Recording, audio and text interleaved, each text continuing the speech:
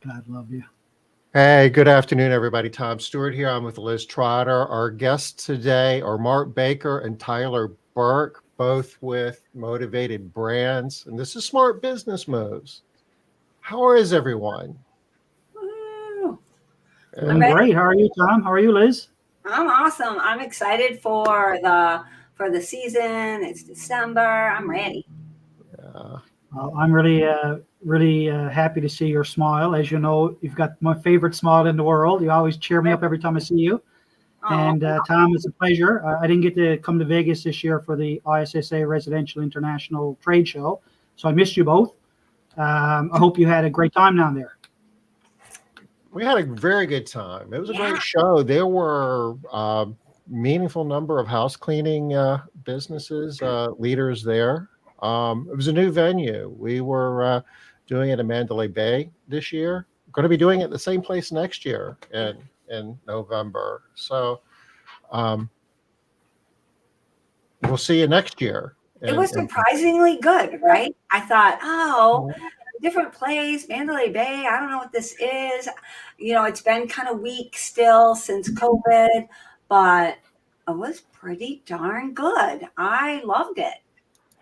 You know, I think it was a good crowd. It was a good vibe. The venue's a little bit smaller, and you would say, "Oh, gee, that's bad," but it was really good because it was a good feel. It was a good dynamic.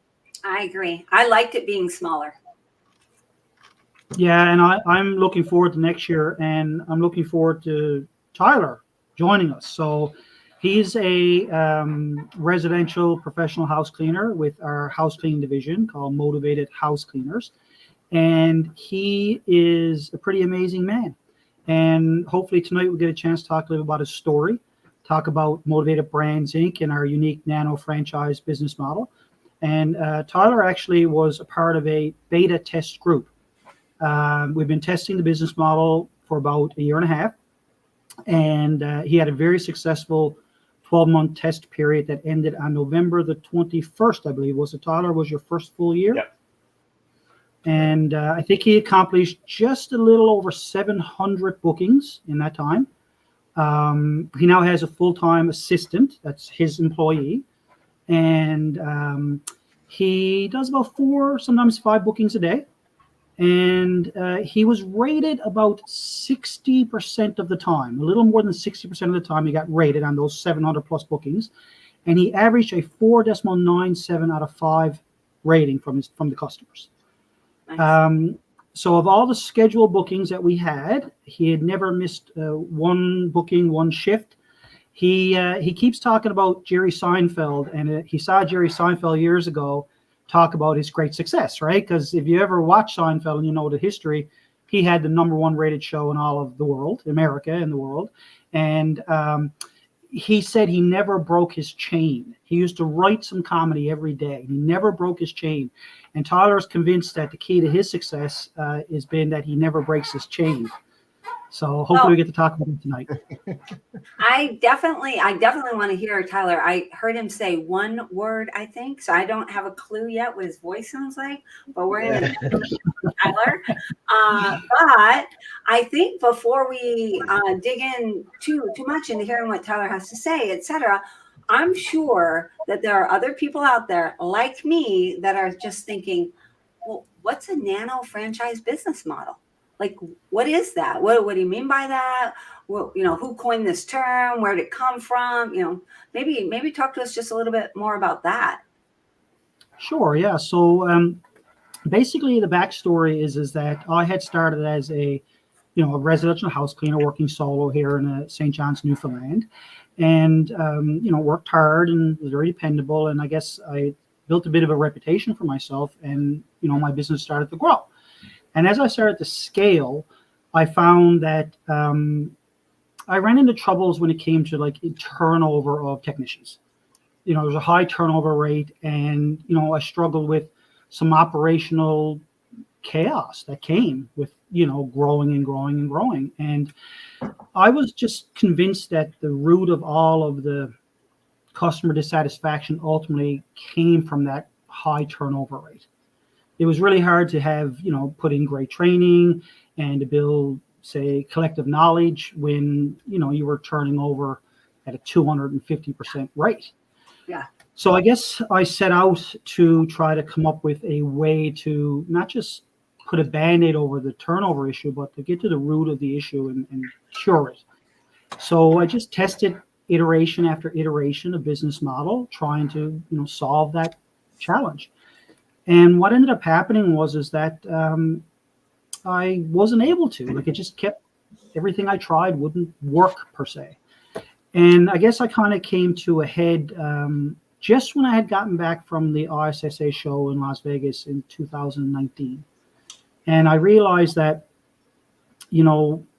I needed to come up with a solution. And I sat down and I thought to myself, like, what is it about me personally, like, that makes me care so much? Like, how come I care so much about my work? And I remember when I was working as a solo, I was cleaning a neo-angle corner shower, with the embossed acrylic.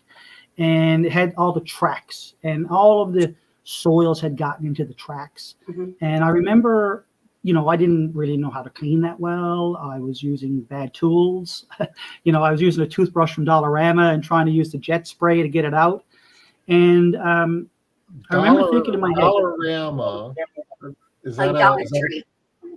Dollar General in your country, or Dollar Tree in your country. It's a big box dollar store, basically. Where everything costs $5. Yeah. Where there's a Costco, there's Dollarama. Did we share that you guys are in Canada? I don't know if we did. Yeah, we're in Canada. But I'm glad you interrupted, because I was digressing. Hold on. Before you go any further, what the heck, Tom? We know Mark, so we just assume that everybody knows. We're in Canada. We should have done that. Maybe just, Mark, before you go further in, maybe just give a real quick, brief intro as to who you are, why you're even, So I'm the president of a Canadian company, a national Canadian company called Motivated Brands, Inc. And we help Canadians write their own success stories by giving them an opportunity to love what they do and earn a good living through nano-franchising. Same time, we work really hard to consistently provide dependable, quality, and guarantee-backed services. So what sets us apart is the way we deliver our services. So each technician who performs the work in the field is an actual nano-franchisee business owner. So as an owner, as most people know, it creates a level of commitment and dedication that's really hard to replicate in any other type of work arrangement. So as a result, they're very highly dependable and consistently provide quality work because, well, nobody cares like an owner.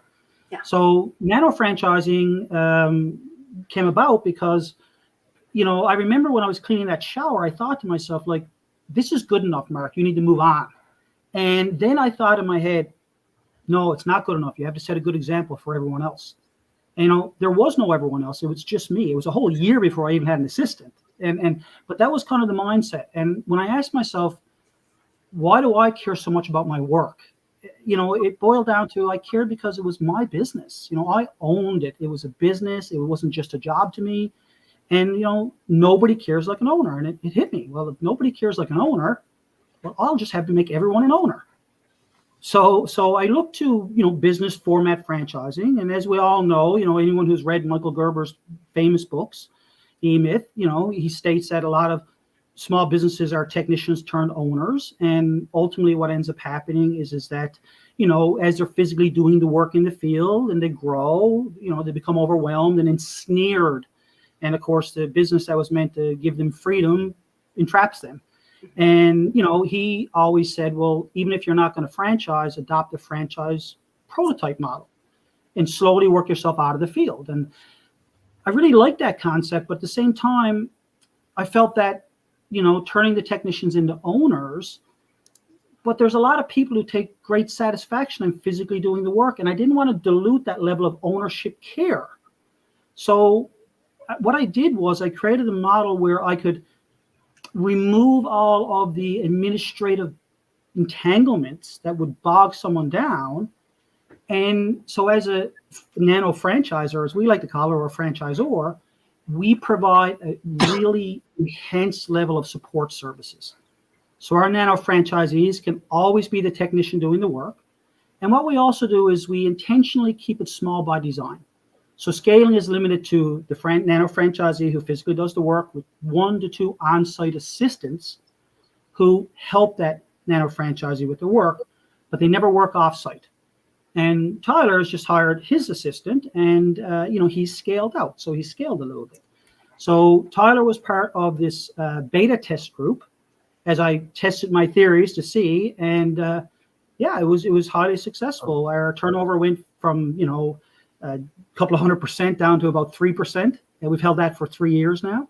So Tyler had great success. He earned just under 6 figures this year as a professional house cleaner in a small market, and was able to really change the trajectory of his life. And hopefully tonight we'll get a chance to talk directly with Tyler, and he can tell us about his experience with the Nano franchise concept and the house cleaning division of Motivated Brands, which is I really like the concept, Mark, of Nano franchise. Is that like a business model that has already been established in Canada, or is that something that you something I created?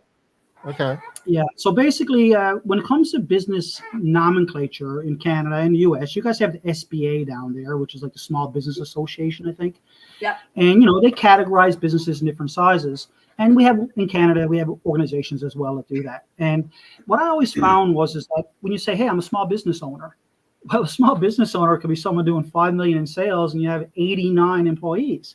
Mm-hmm. But it also could be that freelancer who worked solo.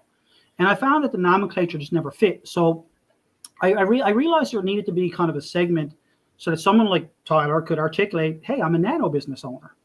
And people knew that meant, hey, it's me and up to 2 other people. And, so when it came to franchising, I needed nano franchising is a subset of business format franchising. And the big difference is that the person who is the franchisee always is the person who performs the work in the field. They get this high level of services. They have an enhanced level of commitment and dedication because they have an ownership level of care. And we provide them with support and structure, and we help them to be successful. And their success is our success. Wow. So I have quite a few questions, of course, but I see that we also have some questions over here. Raquel's like similar to me. She's like, bam, bam, bam, I got questions. We'll get you, Raquel, I promise. My first question, Mark, is so with the Nano, I guess before I start asking too many questions, we probably should hear from Tyler, but I do have one question. I think I heard you say that to be this Nano franchise, to meet this definition, it would be them and up to 2 other people, correct? Working for them?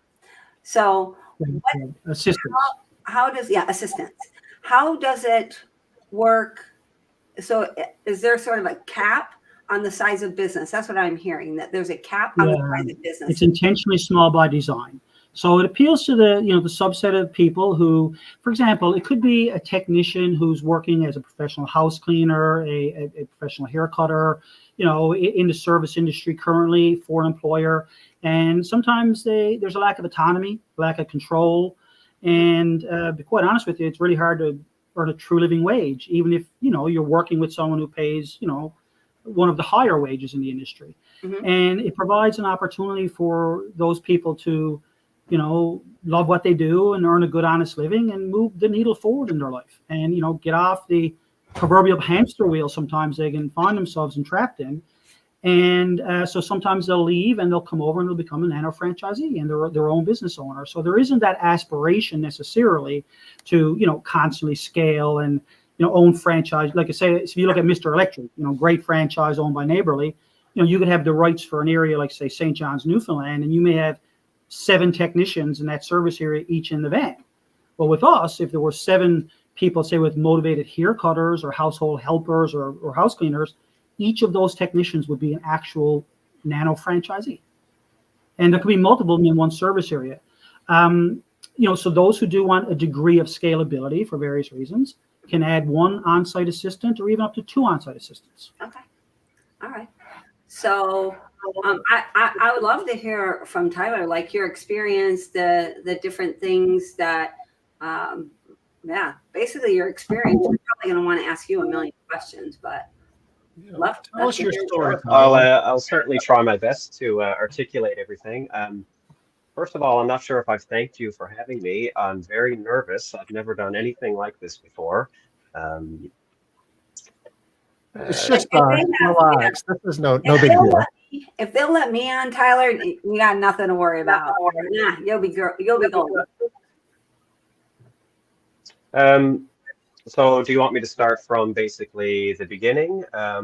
Sure. What makes sense for you? Like, fill us in. Well, Where's your story? How did you meet Mark, and how did you so get I had been working in healthcare for about 5 years.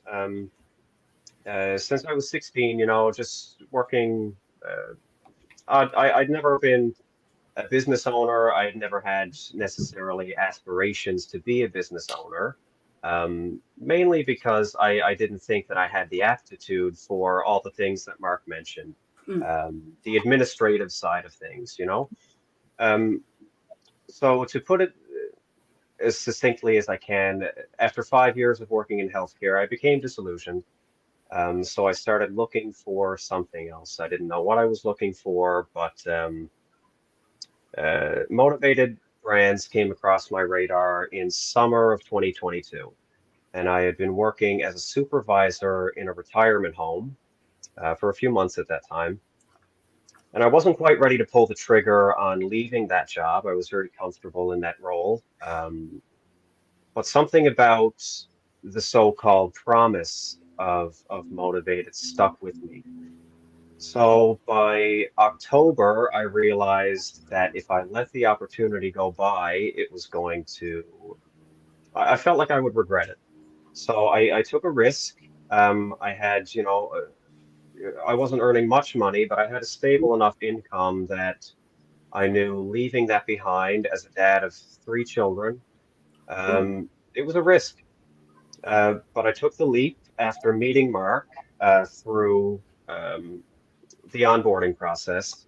And I just decided, I'm going to try this. I'm going to become a so-called house cleaner. And my very first house was a move-out clean. It was a big empty house. I had done the online training. I had acquired all the gear and the equipment. I had done practice cleans. And so I go there on the day. It's 9 o'clock in the morning. It's a Monday morning. And I meet the gentleman. He's a very nice man. He says, here you go. Here's the house. And I basically have 12 hours to do, this pretty big house. Move out so it was empty, but it was still intimidating. Yeah. It was the first time that wasn't the first time I'd cleaned a house, but naturally, once that clock starts and each minute that goes by, somebody's paying for that time. It's real now. So Yeah. immediately I go blank, It's all tunnel vision. I completely forget what I'm supposed to be doing. I'm tripping over everything. I go upstairs into an empty bedroom. I start working on the window. And the tracks are full of mold and buildup and whatnot. And an hour goes by, and I'm still working on this window. And I reach out and I talk to Mark, and Mark talks me down. I tell him I'm straight up, and I'm just getting over COVID, by the way. Just that past weekend, I can barely speak. I'm all congested. He talks me down, and I get through it.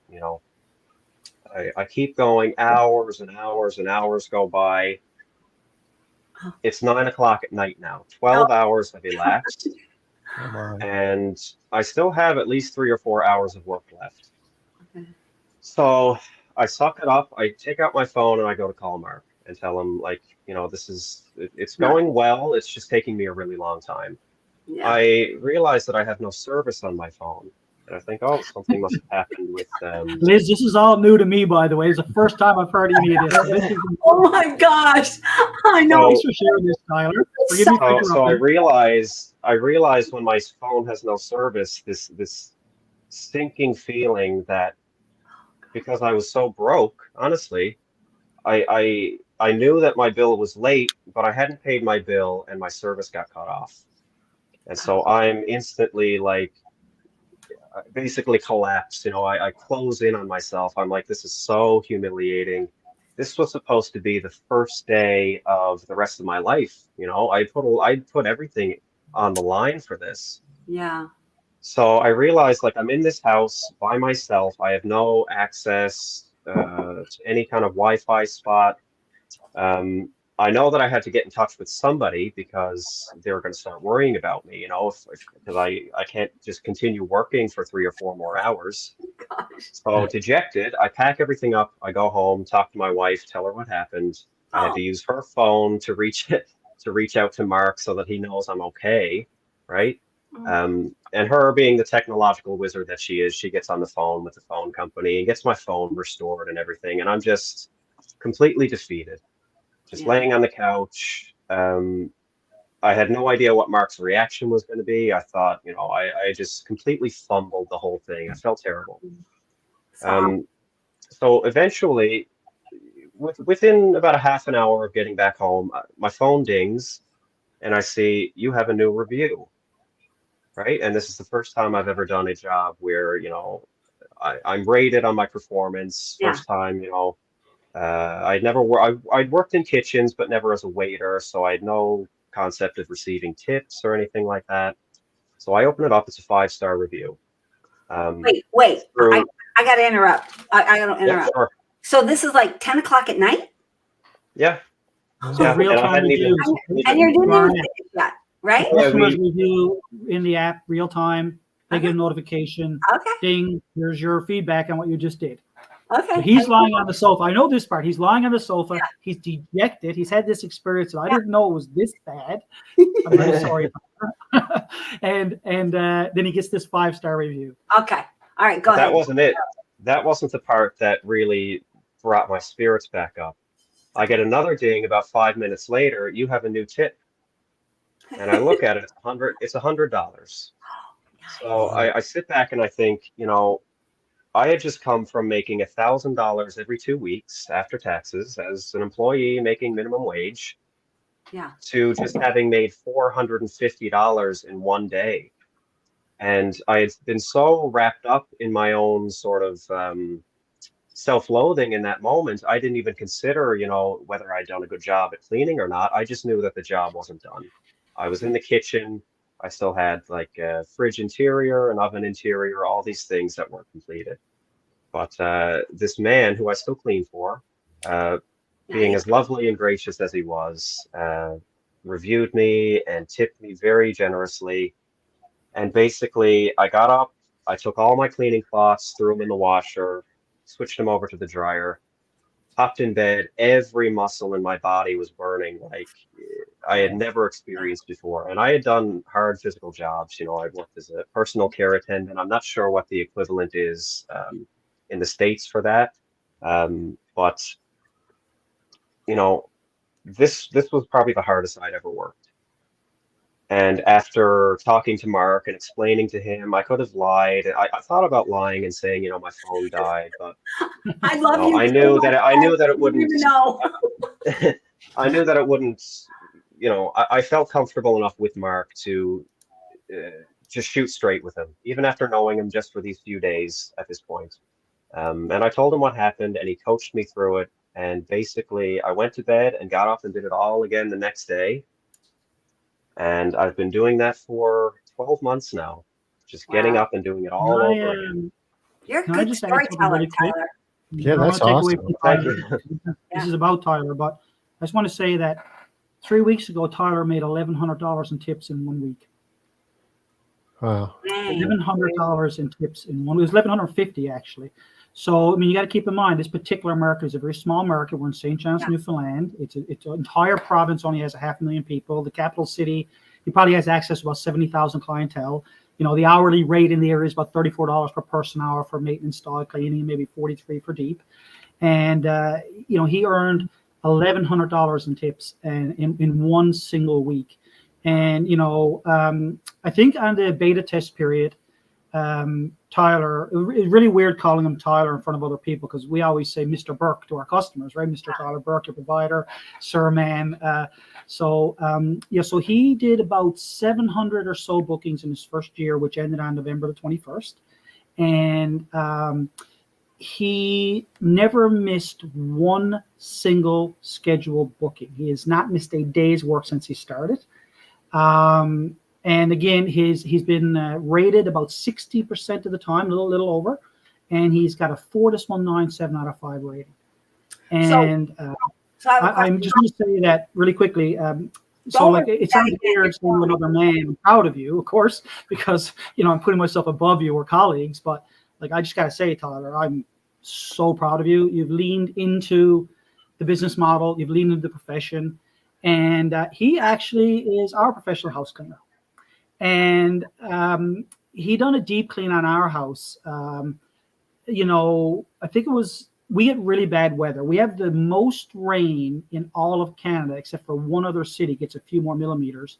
And we get the least amount of sunshine in any major North American city. So we had bad weather. And so it just so happened we had this string of 6 weeks of bad weather. Tyler came in, did this amazing deep clean in our house. And it was the first sunny day we've had was the next day. And my wife, Nicole, is like, Mark, are you going to go outside and play with Scarlett? Why are you in the rec room still? Because it was a nice day. And I said, I just don't want to leave my home again. I don't want to leave. She's like, why? Because Tyler, like, he made me fall back in love with my own home. Because the home was just so amazing. Like just every little thing, like, you run your fingers down the back of the handles on the stainless steel fridge and there's no encrusted soils. Like there wasn't a thing. And I mean, I have a keen eye for this. Yeah. There wasn't a thing out of place. And even now when Tyler comes by our house, I just feel such a sense of gratitude to him, So thank you so much. Like you make a very busy man's life better. And every time I come home after you've been there, I fall in love with my home every week. Again, thanks to you. So thanks, Tyler. Your initial premise, Mark, was that with ownership going back to Michael Gerber's book and all of that, there's a whole different mindset when you are the owner. And Tyler, you were sharing you had professional experience before meeting Mark and pursuing this journey. Is it different? I mean, is it a different? Were you always that awesome, or is this something new? The best way that I can articulate it is that I have always been a hard worker. But in healthcare, I was the guy that called in sick every week. Nice. I would get up in the morning. I would get up in the morning and decide that day if I wanted to go to work. Was it worth putting myself through this, knowing what the end result was going to be, which is $1,200 every 2 weeks. So basically, to answer your question, it's hard for me to describe the difference between my life now and then.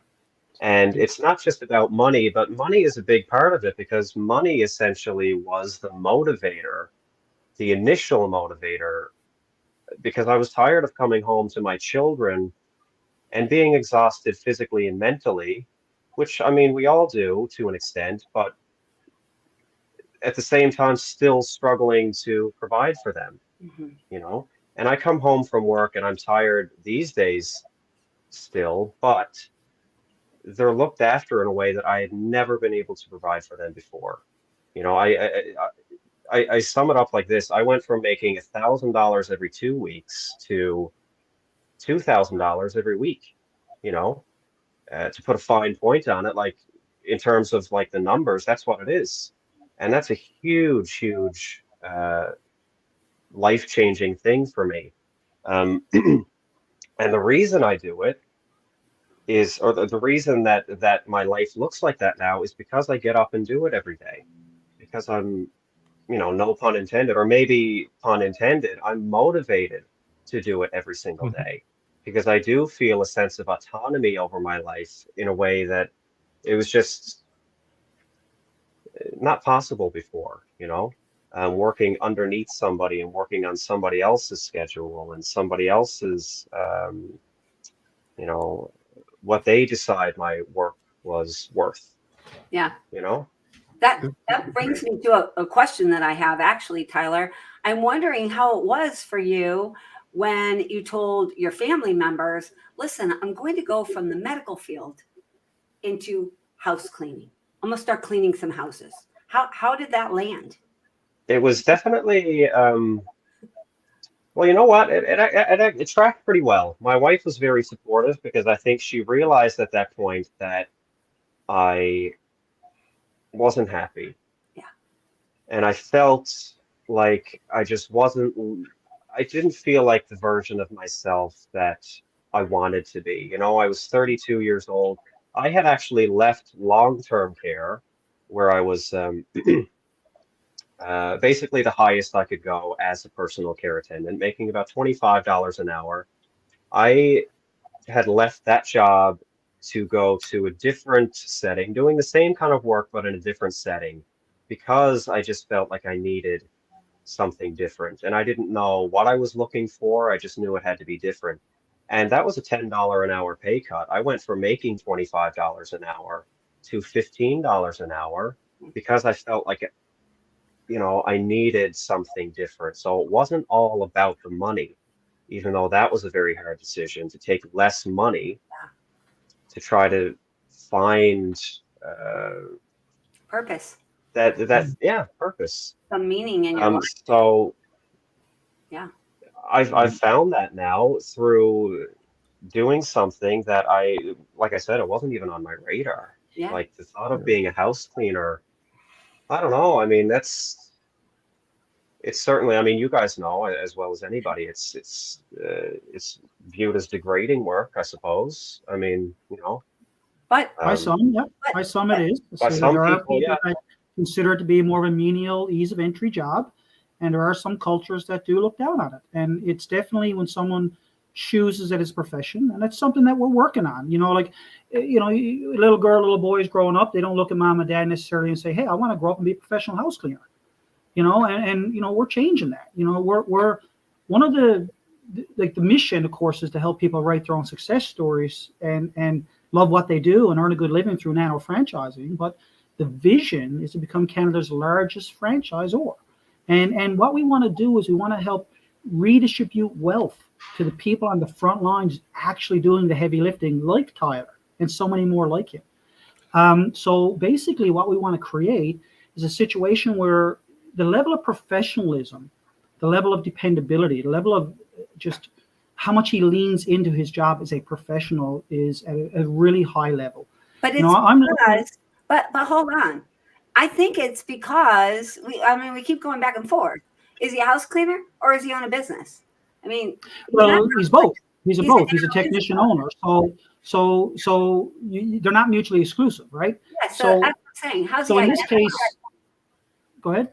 How is he identifying though? He's not identifying as this low life house cleaner, blah blah blah. He sees himself. It sounds like. Of course, but that's a culture we created, right? And I guess what he's saying is that he never necessarily, and don't let me speak for you, Tyler. You jump in. He's obviously extremely articulate man. But what I'm trying to say here is that through our nano-franchise concept and redistributing the wealth and the ownership and the autonomy and the control into the hands of the people who are physically doing the work, we're also elevating the level of professionalism, dependability, quality workmanship that they bring to the consumer. And that's also raising the perception of how consumers view professional house cleaners, because their experience with people like Tyler and many more like him across the country are really helping change perception. Okay, I agree, but we got to get to some of these questions because Rachel has been asking a ton of questions and she's got to run, but she wants you to hit her up like messenger after this. She is an admin of a Made in Canada Facebook group for just Canadian professional house cleaners, and it is an exceptional Facebook group. Okay. So if you're a Canadian and you're in the house cleaning industry, go to Facebook, type in Made in Canada. And Rachel manages that group with another person, and she is her name Rachel, y'all? Because it's spelled like Raquel.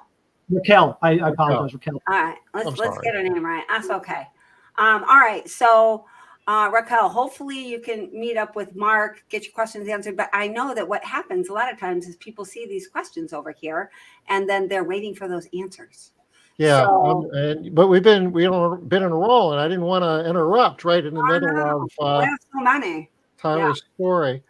We'll go to the top and let's ask some of these questions. I can listen to Tyler talk for hours. He's the most articulate man. He loves to write and he reads a lot. So I am not necessarily articulate in my vocabulary. So sometimes when we're talking, he'll give me a word.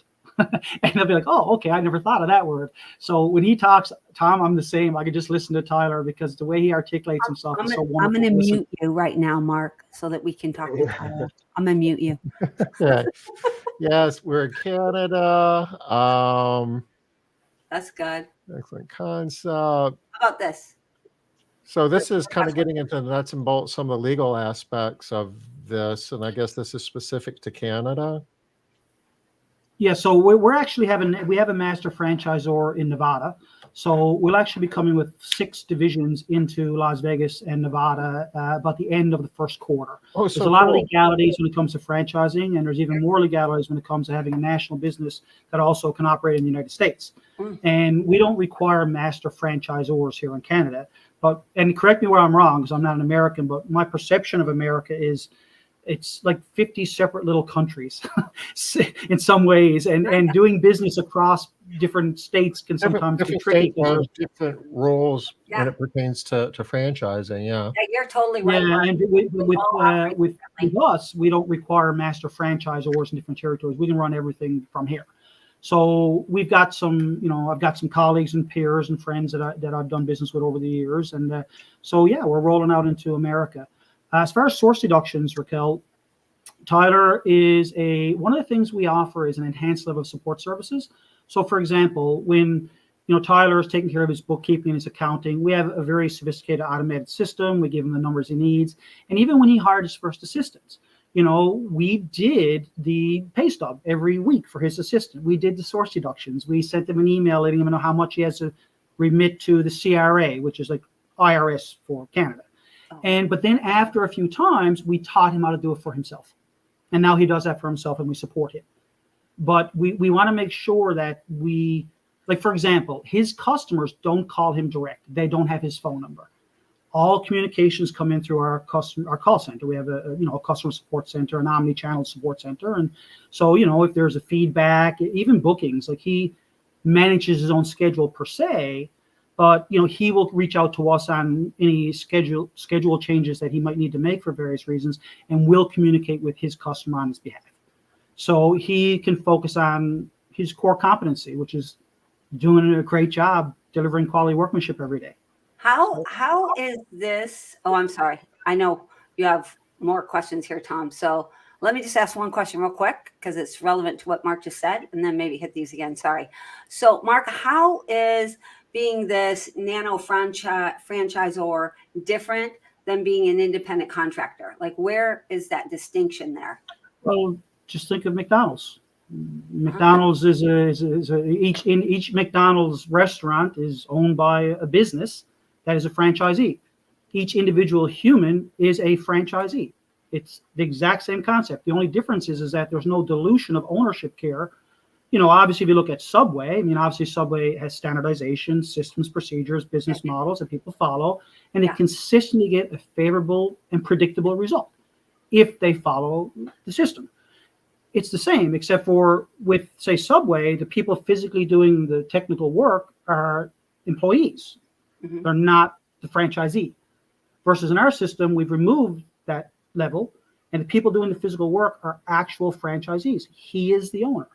The franchise and him are one and the same. So I think I got a little confused there because I think there are more distinctions that I'm hearing. So the person that owns Subway, they pay all of their own bills. They pay all of their own, they do all their own payroll. So, but it doesn't sound like, unless I got that wrong, Tyler, it doesn't sound like you pay all your own bills. It sounds like they're paid through the franchisor. No, he's responsible like any franchisee. But what we do, for example, so let's say we look at, the technology for the call center. Yeah. So obviously we are able to, build that using economies of scale. he, as a freelancer, would likely never be able to have, a call center that has 24/7, 365. College educated support agents answering the phones and dealing with that, or even access to the kind of technology. Like, for example, Tom is the founder of Made Central, which is a world-class service industry software. And typically a freelancer might not, and you correct me, Tom, have access to that, right? Versus because of our economies of scale, we can, at a fraction of the cost, provide Tyler with that. So, like any franchise, there's a lot of franchises offer managed services to their licensees, their franchisees. I totally get it now. We just bring that to another level, right? Because we understand that it not only might it not be something that a Nano franchisee has an aptitude for, they may not have a desire for it either. Not every, or even be good at it. So what we want to do is we don't want to entangle him with those stuff. We want to handle that on his behalf and do a great job for him. But as far as the expenses of physically running the business, no different than any other business, they're his. Yeah. But we are able to give him the ability to do things at such a high level at such a reduced cost that the economies of scale really work. It's a value add, and every franchisee is able to be more successful because of the support you're offering. Makes sense. Okay, I get it. I was asking about working for the cleaning companies. I guess this is kind of part of that confusion as well. I'll reach out to Raquel independently, and we can kind of talk about that or whatever and how that kind of works. But okay. Stacy really loves the story here, as do I. And Stacy started as a solo house cleaning technician, just like me and just like Tyler, so she can relate. I bet. And Stacy's reminding us it's a form of caring for others. Absolutely. Yeah, absolutely. Absolutely. Tyler, do you mind if I ask you a question? Because I really appreciated everything you had to say tonight. And again, I'm very grateful to you and to all the other, Nano franchisees. And one of the big, I guess, changes in mindset with me is becoming a servant leader.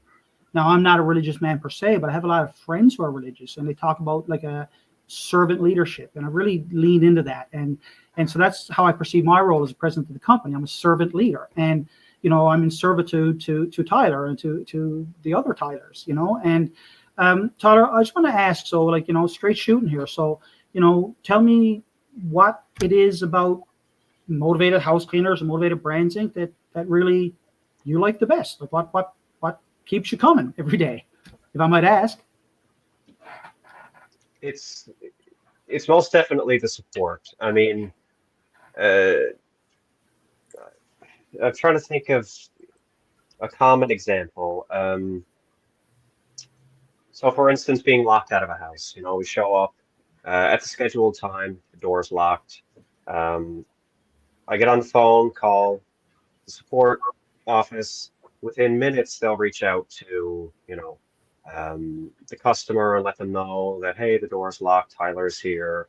There's been times where, or even just, if I'm struggling with a clean, if I'm just in a house that's excessively soiled and I just feel like it's outside of my ability. I mean, more so in the beginning. I could get on the phone with Mark directly, and he could, because he was experienced in the fields, it was just, it's hard to compare. I can't imagine how hard it was or how hard it's been and still is for solo cleaners, because I never had that experience. I was very lucky to find Motivated, and this is like my first experience with being a professional house cleaner. And I feel like that level of support has been exactly what's allowed me to be a quote unquote professional rather than just, a struggling house cleaner, being able to focus on the work and go to my customers' houses every day and just focus on doing 5-star jobs, just banging them out, 4 houses a day. I do 20 houses a week. So I do about 80 bookings a month, and I credit my success to the ability or my ability to do that is because of the support that I receive. Yeah, You know, because of the managed services, because of what Burke absolutely, offers to you. yeah. Yeah, that makes Yeah, perfect and I think that Tom, because Tyler, you've never met Tom in person, but you will at the next trade show. Tom is a numbers guy like you've never met in your life. And when you were talking about the 80 bookings, Tom was doing math. he was doing the math. Tom, am I wrong about that? I probably am wrong. We But were you we likely were we were. thinking a little bit, yeah. That's the fun Yeah. part of this. Yeah, absolutely. And anyways, Tyler, thank you so much for sharing that. I really, really appreciate you. Tyler Oh, I actually might have gotten the math is wrong on going to that. be. I No, might I might be a you're bit gold. too You're gold. 20. It's 20 houses a week, so times 4. Yeah. So he I'm a also little bit opens up like brain fog. screen cleans for his customers. Like he'll open up, he'll open up probably over a 6-week period. He'll open up a full Saturday where he can go in and do a very long clean for his customers, so they don't go elsewhere because he's That was blocked with my maintenance question. customers. Of course, Christmas time before Christmas, knowing that January, generally speaking, here where we are anyway in Canada, there's a bit of a lull afterwards, and so he really, he adds extra weekend shifts during that period of time. And make sure that he earns good revenue, because if it leans out a little bit in the new year, where some of his maintenance customers might suspend services, that he's through that. But Tyler's actually being groomed to be the vice president of the house cleaning division, and we've got a bit of a plan, and I think he's very articulate and very very authentic, and I think he'll bring to the providers out in the field across Canada and in America, he'll bring a level of like, I understand what it's like to be you. I've done that, and I'm just so excited for him. And we're actually opening a new division next week called Motivated Household Helpers. And Tyler has agreed to be a beta tester. So he's actually adding a shift a week. So my wife unfortunately has progressive heart disease. And so she's a young woman. She's just early 40s, and so she's experiencing that. And February past was just kind of a rough month for her. I think between the cardiology visits and GP and specialists and emergency room visits and ambulances, I think maybe about 20 times out of the 28 days we were at the hospital for a long period of time. And I remember we had gotten back like 4 in the morning. And our little 6-year-old, her older sister Taylor, had taken her overnight and helped out. My wife obviously went to rest, and I felt overwhelmed. And through all the trials and tribulations of my life, I don't think I've ever felt overwhelmed in that manner before. And my house was exceptionally clean. Tyler is my professional house cleaner. I mean, it's immaculate. But it was very disheveled, if that's the right way to pronounce it. It was very unorganized, it was untidy, and I felt really overwhelmed. And I just thought to myself, like, I just need help. Like, I don't want someone to come in and do my work. I don't want someone to clean my house. I just need help. I want someone to come help me. Like, hey, how about you tackle Scarlett's toy room? I'll get those dishes done. You help me tidy that laundry away. Just some household chores. And I felt that if I had that, it could just get me over that. So we're launching next week Motivated Household Helpers, and customers, what they do is they go online on demand and they book a basic, standard, or premium, and a professional household helper who's trained in organizational skills and all the things comes to the home and comes in and helps with some basic household chores. And it could be helping someone, fold some laundry, or it could be helping someone, do some dishes, or whatever they need. And so Tyler's agreed to be the beta tester for that. And then, of course, he'll take over both divisions as the VP. So I have a couple of questions about that, Tyler. So currently you have a full schedule, right? You're doing 20 jobs a week. And so you're taking on this new thing. Are you going to sell that to your current clients, or are you planning on freeing up some time, working nights? Where are you finding the time to do this, or how are you incorporating it? So I work Monday to Friday, 9 to 5. Those were the hours that I chose initially to work. Mm-hmm.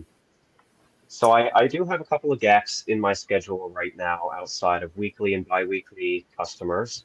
So what the plan is to actually leave those open. So until now, those have been filled with as needed cleans, one-off cleans. Yeah. So we're going to leave those open to accommodate the household helper bookings. And certainly I think my current existing customers would be A lot of them, anyway, Yeah. would be open to it. And yeah, we're just going to take it one booking at a time, and I think it'll allow us to sort of branch into more of housekeeping kind of a role. And correct me if I'm wrong on that, Mark, but um, we as house cleaners, we have a very specific task list. We go into a house, we perform this checklist. This is what you're purchasing. This is what we do. I think with the household helpers, it's going to allow us to do maybe what people are kind of inclined to expect from a quote unquote house cleaner, which is, oh, well, you guys don't do dishes and you don't do laundry. And so, no, we clean surfaces, but in this other division, it'll free us up to be able to do things like that, that are more in line with housekeeping per se. All right, so I have a question. So let's say you have Mrs. Johnson and you clean house for her, and now she hears about this. She's like, oh, this is amazing. I would like to also use that service. Can you just add on specific things? Like, okay, now we'll add on dishes, or now we'll start doing laundry? So as a franchisee or a nano-franchisee, this is just, again, Tyler isn't going to stay working as a franchisee for both, right? He's a nano-franchisee in the professional house cleaning division with motivated house cleaners. Yeah. He's going to help beta test with this. Then he'll become the VP of both divisions. But no, for example, when a consumer goes to one of our websites like motivatedbrands.ca or any individual website for any of the divisions, or they log into their customer dashboard, and they click book, it pops up and they'll see the logos for each division, and I want to book a household helper, I want to book a pooper. We have a division, Motivated Pooper Scoopers, where we come in and we do the pooper scooper, and you can choose. Now, in this case, for example, no, like that would be outside the scope of services. So just like when we're working with Motivated Household Helpers, of course we'll help you prep for your supper or get those dishes cleaned away from the children in the morning. We're here to help you, and we'll spray and wipe the countertop, of course, but we're not going to clean your toilet. Like, we have a division that does professional house cleaning. It's very light duty stuff that we assist and help with. And also with household helpers, people don't hire us to come in and just do those things while they sit back. Like, we work alongside of them. We help them with their chores, right? Okay. So, sometimes we people that, like, for example, as organized as I am, I struggle with hoarding. And it took me many, many years to unhoard my house. But unfortunately, my office has become the new hoarding ground. And Tyler is exceptional at helping with that. So he's actually come to my office, worked as a household helper, and he was able to help me get things in a keep, not shore and throw away pile. And something that has plagued me for years, within 2 hours, he was able to make my office beautiful again. Mm-hmm. And, so like, it's a particular type of person that can help people with that. And sometimes you need another person with you. And his empathy level is really strong, especially with his healthcare training. He didn't make me feel like I was a loser. He didn't judge me because, of the way my office had become. He was like, hey, I understand how it goes. It helps too that I'm a minimalist and I love throwing things away. Okay. Yeah. But I didn't feel bad. And he helped me feel like, hey, it's okay, buddy, that this office has gotten out of control. And I'm here to help. And when I leave, it's going to be better. And he brought that to my life. And we're going to do that for people all across Canada. This is an inspirational story for sure. And, Mark, what you're doing in terms of, basically creating this business model and finding people of the character and commitment that Tyler has is, you're making magic here. Love what I'm hearing here, but we're running up against the top of the hour, and I want to make sure that we don't wrap things up before giving everybody an opportunity to know how they can find out more. Mark, I got your website up here. I'll take the URL. I'll drop it in chat. He's got something he wants to show you over there, Tom. I see. A fancy suitcase, makeup case. Well, I just want to let you know that in January, we launch. Everything is done, of course. You just have to kind of pull the trigger. We're launching Canada's first ever national house call haircutting service. So the business model, it extends past, professional house cleaning and pooper scooper. So this is the set we have come in from China. So basically what happens is they roll that into your house, and they come in and they do your haircut in your office or in your house on demand. So, our goal is to help people write their own success stories across various different industries across Canada. And just Tyler, I hope we talked and he said it's okay to share this. I'll be fast. We have 3 minutes left. Tyler's probably the only provider who's got my personal cell phone number. And he called me on my cell one day and he said, our Thanksgiving is different than yours. And he said, Mark, I want to share something with you. And I said, what's that? And he said, my in-laws live in another city and they're coming to town for Thanksgiving, and I'm treating our entire family to Swiss Chalet. And Swiss Chalet is a franchise chain. It's a restaurant, and it's not a low end, but it's not a high end restaurant. And he said, that might not seem like much, but it's a big deal to me. I found it hard to talk about it without getting overwhelmed, because he had no idea how much that meant to me, that I was able to help him write his own success story and feel good that he could treat, for the first time, his in-laws and his family to this. And that's why we do what we do every single day. Okay. In the minute we have left, Tyler, again, congratulations on your success. It's an inspirational story, and it seems like you're really just getting started. Seems like you've got a lot of Absolutely. a lot of opportunity ahead of you. It's been sorry, I didn't mean to cut you off. I was just going to say it's been a life-changing year for sure. Awesome. Well, I think that everybody would agree that anybody that is working with Mark is going to have a lot of opportunity coming their way, because he is never short on ideas, never short on inspiration, never short on creating that brand new thing that nobody's even thought of before. I'm a perfect example right here, right? I mean, looks like you got a great future lined up for yourself there. I'm super happy for you, especially after hearing that story. I'm like, I'm so glad it's all working out so well for you. And Tyler, so Mark has been a guest on Smart Business Moves a couple times before, and it's never boring. It's always entertaining. But I think this is the favorite, Mark story by far, and I'm looking forward to having you both back again at some point in the future. I want to hear, you guys are still writing the story. I want to hear how this unfolds. Yeah. Mark, I'll drop your URL in chat so everybody can find your website. They can get you there. It sounds like at everything from technical, how are you doing it? I think I kind of got a vibe, but there's probably some folks out there in this industry are wondering if they have opportunities, to partner with you in some form or fashion. We're looking for that. We're looking for master franchisors in America in the various states. And of course, we're always open to that, but we're running out of time. Liz, it's really good to see you. It always makes me happy when I see you. And Tom, as you know, I think the world of you, and I'm really grateful that you gave me an opportunity to come on tonight and to tell people our story. And Tyler, appreciate you, sir. And thanks for all the kind words tonight. Oh, thank you, Rebecca. Thank you guys for having me, having us. With that, we're going to call it a wrap. Thank all of you. Look forward to doing this again down the road. Everybody have a great rest of your week. We'll be back next Wednesday, 5 o'clock Eastern. Till then, take care. Bye, y'all. Bye-bye. Good night.